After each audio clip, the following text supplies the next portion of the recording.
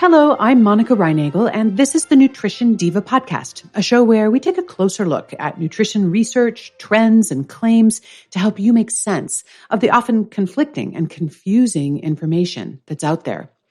And today's topic is one that I first covered over 10 years ago, and it's the common claim that today's fruits and vegetables are less nutritious than they were in previous generations, specifically due to nutrient depletion of the soil that they're grown in. So I debunked this notion back in 2010, but it's still making the rounds.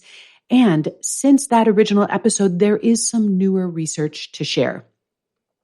If you've been listening to this podcast for any length of time, you probably know that I believe you're better off getting your nutrition from real food than from dietary supplements whenever possible.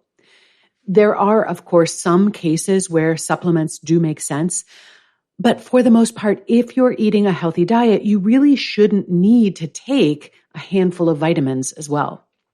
However, those who sell supplements or profit some other way from promoting the notion that we need them, they sometimes suggest that we all need to take supplements just to make up for the fact that fruits and vegetables are less nutritious than they used to be.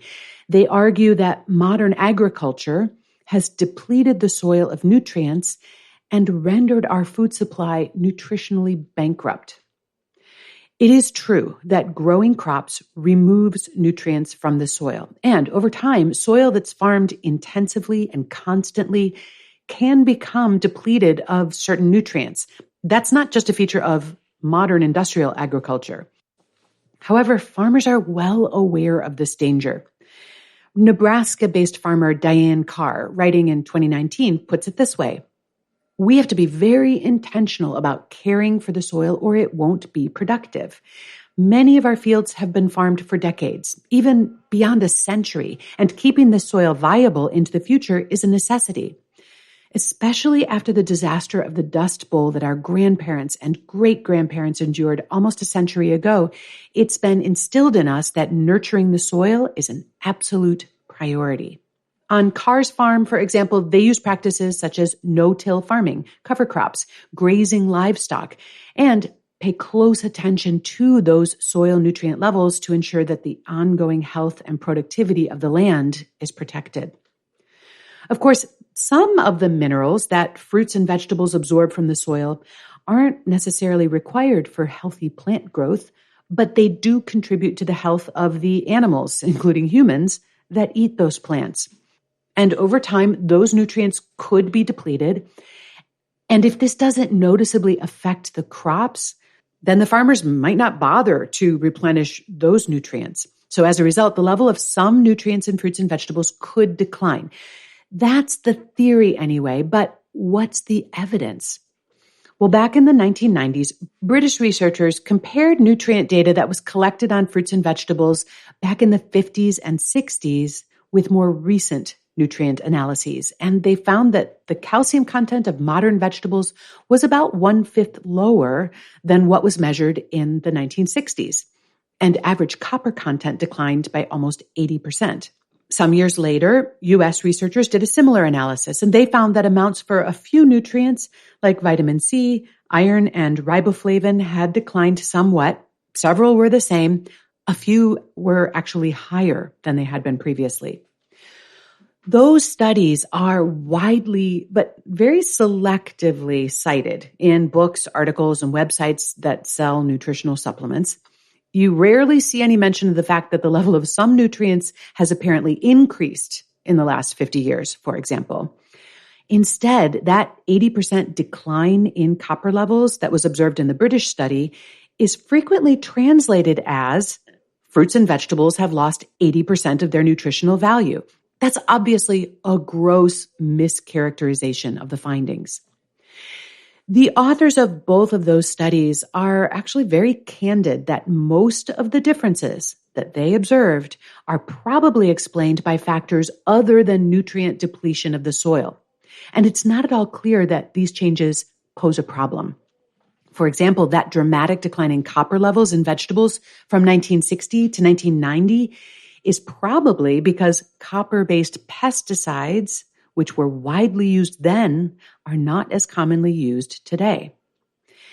When you actually read those studies, it becomes clear that a lot of the differences that they measured are likely to be the result of changes in the sampling methods and the measurement techniques. Also, things like geographical variation, the random variation in nutrient values from one pepper or strawberry to the next one. And all of that is much more significant than most people realize. Since those two studies that are so widely cited, several research teams have attempted to address some of those methodological issues. For example, they got a hold of actual soil samples from the 50s and 60s and were able to do a side-by-side contemporaneous analysis and comparison with modern soil samples using the same sampling and analysis techniques. And they found that, quote, comparisons with matching archived soil samples show soil mineral content has not declined in locations cultivated intensively with various fertilizer treatments, end quote. To the extent that the nutrient content of our produce has changed, the biggest factor appears to be that we simply grow different varieties than we used to. Humans naturally prefer fruits and vegetables that have more sugar and starch, and the varieties that we've cultivated over the millennia reflect those tastes. And I talked a lot more about that in episode number 238, Have We Bred the Nutrition Out of Our Food? But some of this is also driven by market forces. Vegetables have been intensively bred to increase yield, to decrease the time it takes them to be ready to harvest, and also to have greater resistance to pests and disease so that we can use fewer pesticides on them, but not necessarily bred to improve their nutrient content. Produce that grows more quickly, for example, and is harvested sooner, therefore is going to have less time to absorb minerals from the soil. But you know what? As consumers have become more focused on nutrition, breeders are now concentrating on producing fruits and vegetables that boast higher nutrition value because it's a selling point for them. And there's also been a big resurgence in heirloom varieties, with people returning to the strains that may be more similar to those that we were growing back in the 50s and 60s, or even a lot earlier than that. In response to concerns about mineral depletion, many farmers and many just regular background gardeners like me are also taking steps to replenish the soil with mineral-rich amendments like rock dust, in addition to the regular organic fertilizers. My point here is that there are a lot of factors that influence the nutritional value of fruits and vegetables, and many of them are actually trending in a positive direction. In the meantime, even if some vegetables are a little bit lower in certain minerals, I don't think that this is as big a deal as some people think in terms of the overall impact on our nutrition. In my view, skimping on your veggies poses a far more present danger to your nutritional well-being than nutrient-depleted soil. As long as you're eating a healthy diet with a nice variety of fresh fruits and vegetables, you should still have your nutritional bases well covered. Now, clearly, we still have some work to do on that front. The average American adult is still eating just 1.5 servings of vegetables a day, with only 1 in 10 of us actually eating the recommended 5 servings. And here's a fun fact. People who use the Nutrition GPA app that I developed are 7 times more likely than the typical adult to eat those 5 servings a day. You can find that free Nutrition GP app in the Apple and the Android app stores. This is Monica Reinagel, the Nutrition Diva. If you have a question you'd like me to answer, you can email me at nutrition@quickanddirtytips.com or leave me a voicemail at 443-961-6206. If you're looking for more support for healthy weight management, please also check out the tools and the resources at wayless.life, where our goal is to help people create the habits, the mindset, and ultimately the lifestyle that help them weigh less without dieting. All of that is at wayless.life.